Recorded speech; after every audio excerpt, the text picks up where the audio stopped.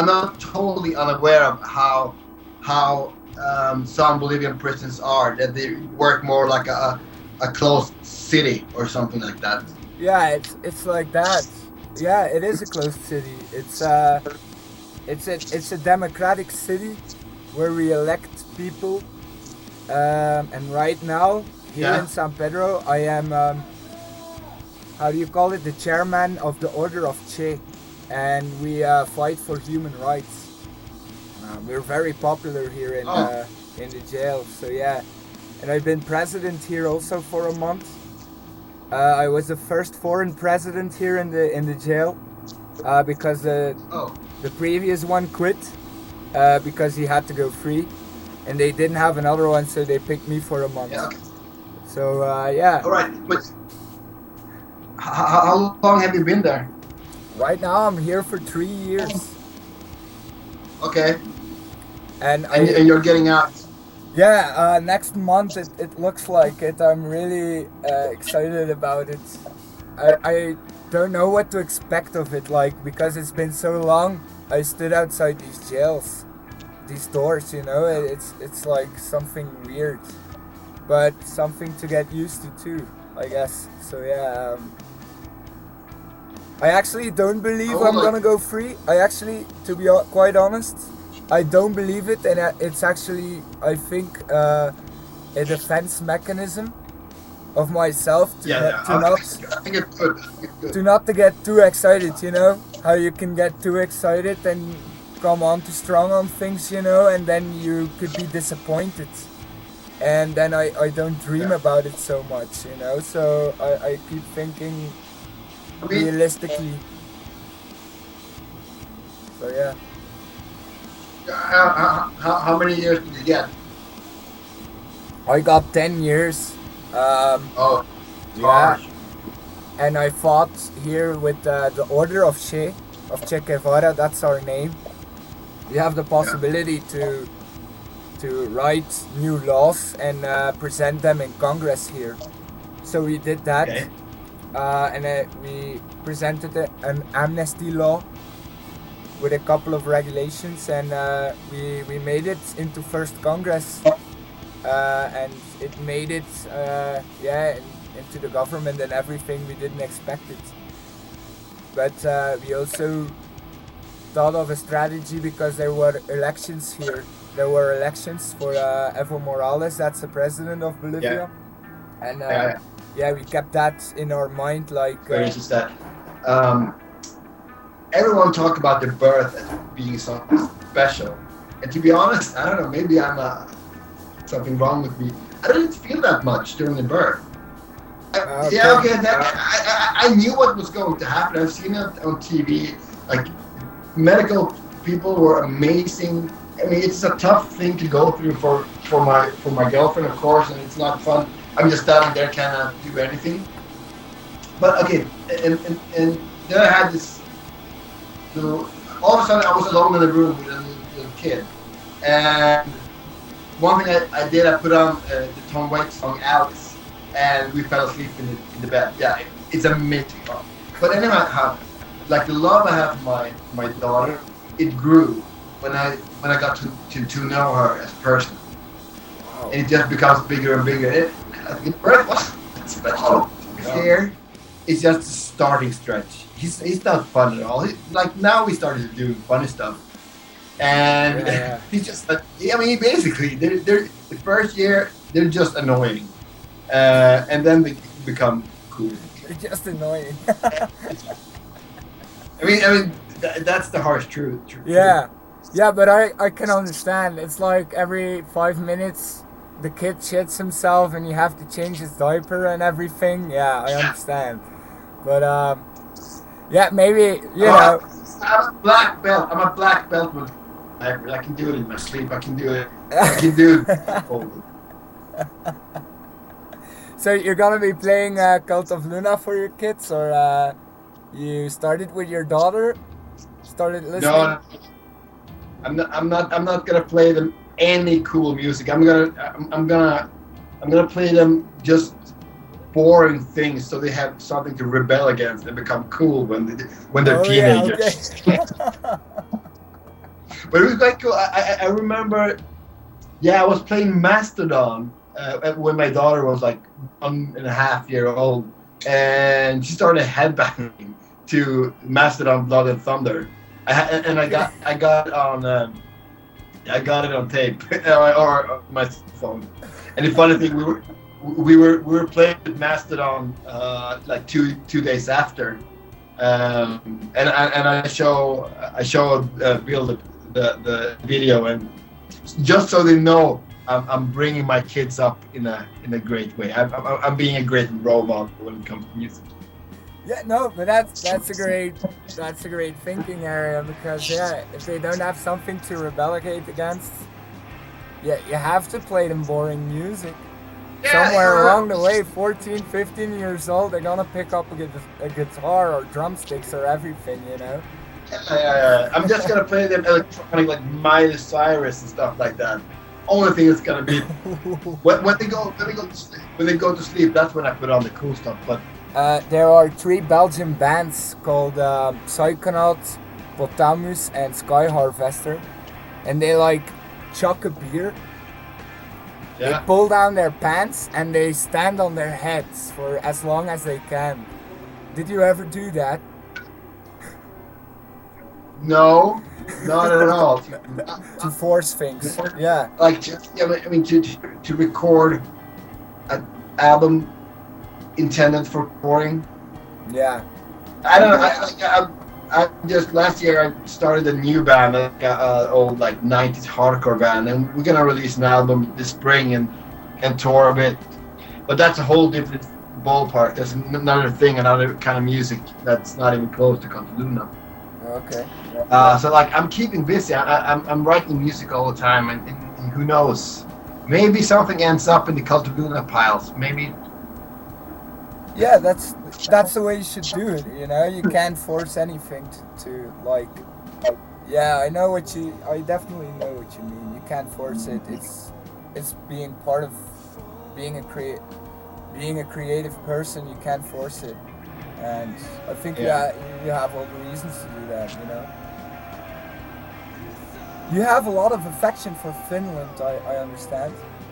No. But I mean, that's a great coming to opinion. I mean, when I said no, I just said I had no special feelings towards that country. Doesn't mean I hate it or anything like that. No, I mean, Finland is always great, and the reason why Finland is good, and other countries that are not so Europe, both London and France was good, or in Paris was good. I mean, we do like every show in the country of France is amazing, and also for some reason I think they have a lot of communal support so they have great venues, like newly built modern venues that are, you don't have like when you play in the UK you have to walk up and down stairs or carry stuff. You just carry them from your bus to an elevator and then bam, on stage. It's perfect. That's awesome. But the last show we did in Paris, that I cannot remember when I had that much fun on stage. We were doing like we were doing this set when we brought our old singer, and we hadn't told anyone about that. We did like 2-hour set with a bunch of old songs, and I was crowd surfing with my guitar. I haven't done that. I smashed my guitar to pieces after. It was such an amazing experience. I want to also aside of the Riot City magazine, I want to start a rock venue in London called the Riot. Do you have any tips for me? If I do that, I already know, because you said stairs and this and that, I would have to install an elevator for materials for the bands, for the roadies, because it's such a hassle to drag it. I mean, if you're starting a club. Yeah, a rock venue / art gallery. Yeah, I mean, if you are, I mean, you're obviously limited to to the house, to the architecture of the house. But I mean, the thing is with the French venues and a lot of venues in Belgium and Holland is that they are specifically made for bands doing shows there. Okay. You just pull in, you get your equipment in the elevator, and you basically you end up on stage. If you do old club shows that are not was not intended for that, I mean that was not designed with that purpose in mind. Of course, then you're gonna. I mean, there's a couple of nightmare clubs, especially in Glasgow. Actually, great city to play in. A very harsh city. I pretty much hasn't. I have played Glasgow maybe 7 or 8 times, and I haven't left that city without seeing a proper fist fight. Wow. Yeah, it's kind of a. Like in Stockholm, what kind? Do you have proper rock venues in Stockholm?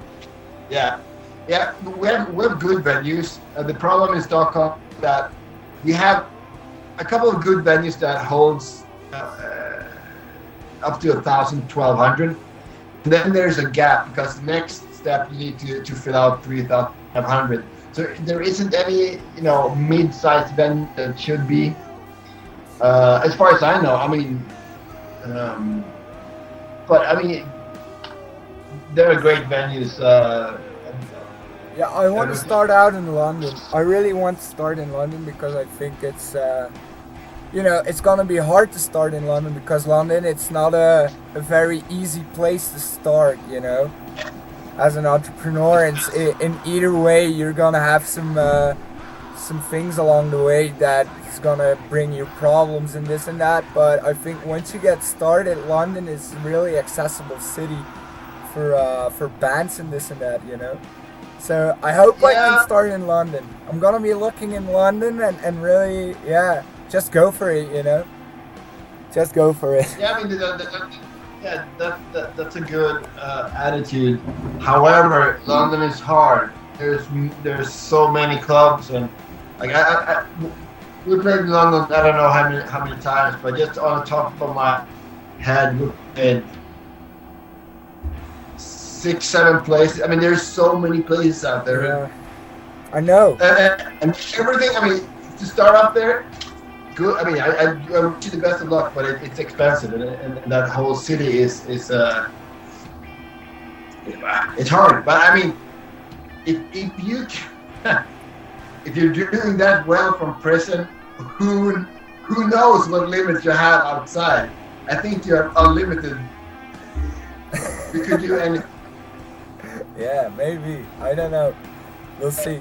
I don't know. I can't tell what the future will bring. I can't tell. I'm not a fortune teller, but I just learned in my life, if I want to make it, I'm gonna make it. Like, just go for it, with your 2 hands, grab onto it and go for it, Yeah.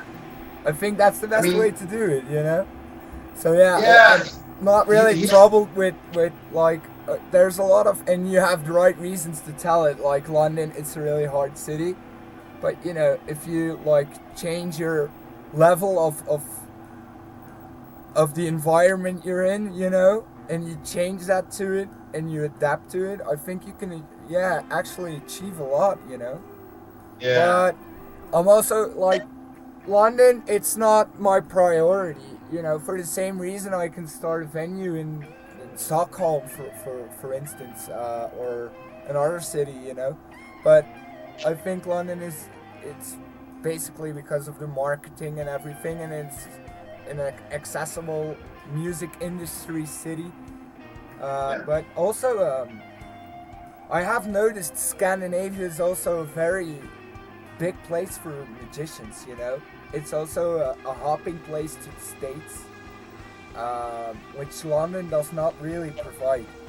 Like, you can do tours in the UK as a band, first timer, and you will have to spend a lot of years to get noticed.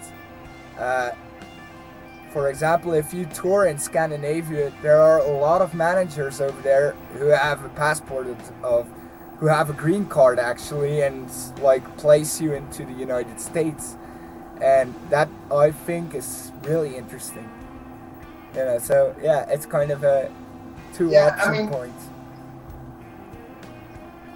No, but I think that if you want to go to the States, like in my day job, I work with actors, and a lot of them think that the best way of getting noticed this comes with the music too.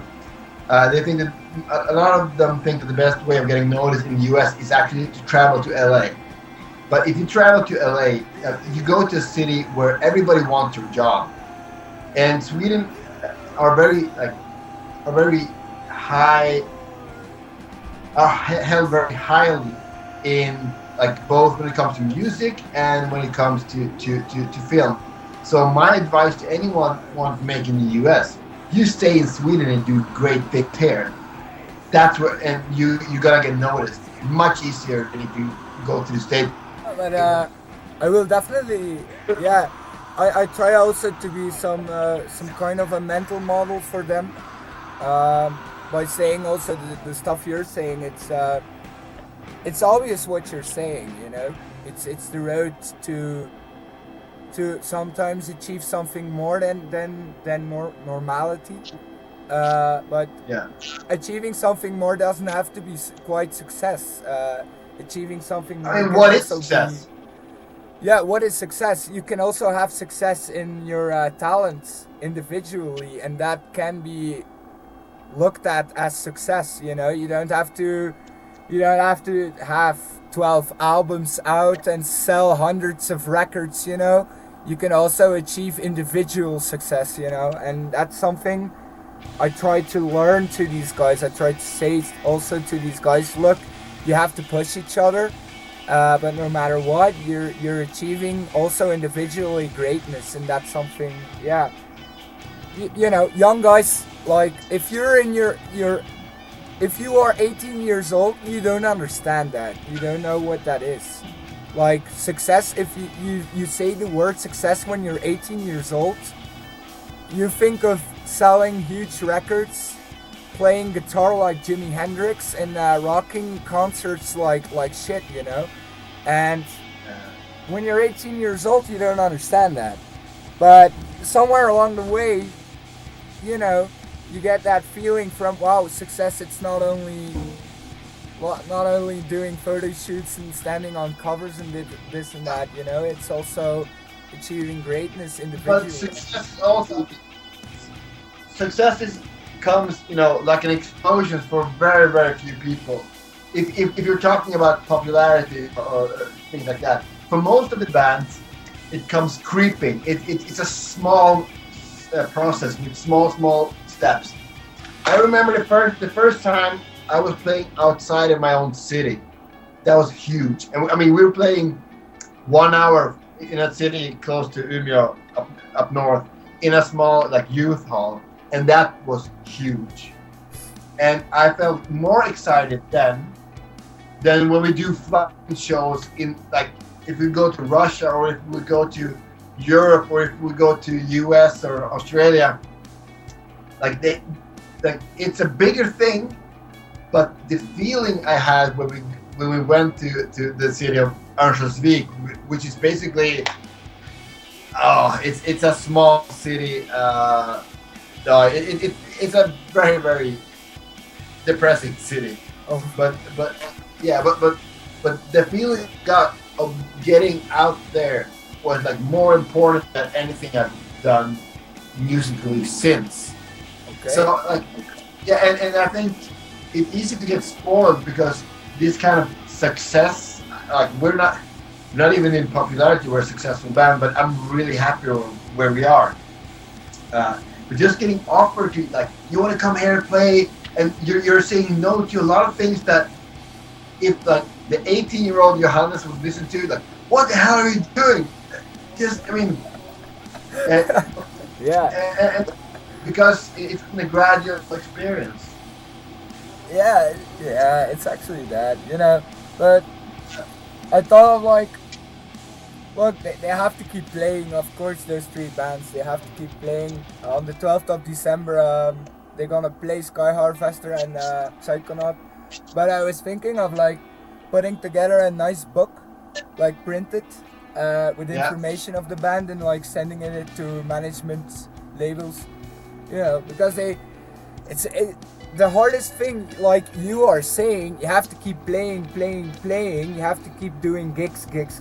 But if no gigs show up, that's the largest problem we are experiencing right now. It's they don't get noticed, and it's actually genuine good music. It's like stoner, doom, a little bit of psychedelic also. Yeah, it's something unique, and they don't get the attention they deserve, you know, for getting new gigs. And I mean, but that's the nature of this business, is that there's so many great bands that not getting recognized, and there's so many sucky bands that getting praised, and that. You know, I don't know. I crawled through the needle, through the eye of the needle, quite a lot in my life. I never used drugs. I tried it a couple of times, to be honest, but it didn't do anything for me. I tried weed once too, and I was very sleepy and sick, and I didn't like it that much. Give me whiskey, please, and Belgian beer. But no, drugs does not actually do anything for me. I did it for the money and for the kick of it, you know, to get away with it, you know, I once stood in a port yard in Portsmouth in England, and I passed a false tip to the authorities that a little bit of cocaine would be in a trunk in a container. And while they were checking that container, behind their backs they were passing a huge amount of cocaine. So I was laughing my ass off. So just for, I don't know, and you're doing bad things, but when you're young, at that age, you don't actually realize that. You don't have that that realization from what you are actually doing, you know? You're like living in this unethical bubble. And that I regret very much. That I do regret that very much. You know,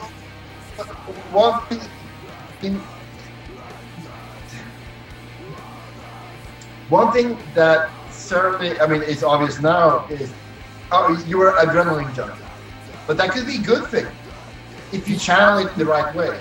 And I mean, I think like most of my criminal friends, they could be anything. They could be anything because they had they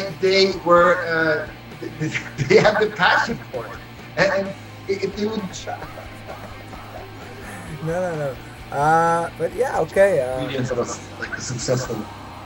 Yeah, I realized that. So, yeah, I started writing a book too of my life in Milocho. It's called 2008. Because that's the law here in Bolivia when you're a drug criminal.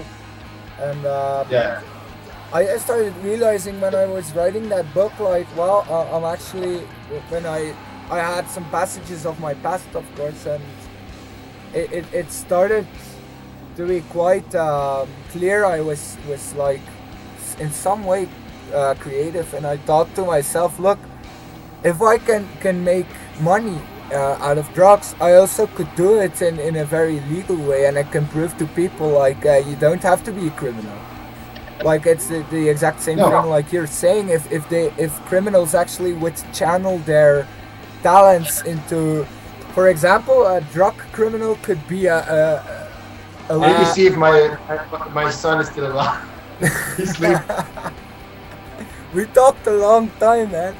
We talked for long.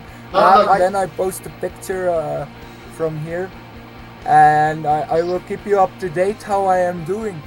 Okay? Yes, please do that.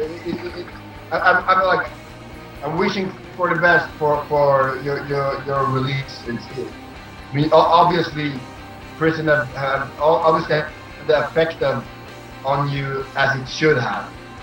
You know, so yeah, I noticed it. any more too, incarceration would not. Yeah, I was a total different dude when I came in here, and like my maybe I can do a road trip to Stockholm, or I don't know. Maybe with my ventures and my plans I have, maybe I will make it in Stockholm. We will see. You're more than welcome. You're more than welcome. Okay. Hey. Cool. I'll see you, man. Yeah. Bye, man.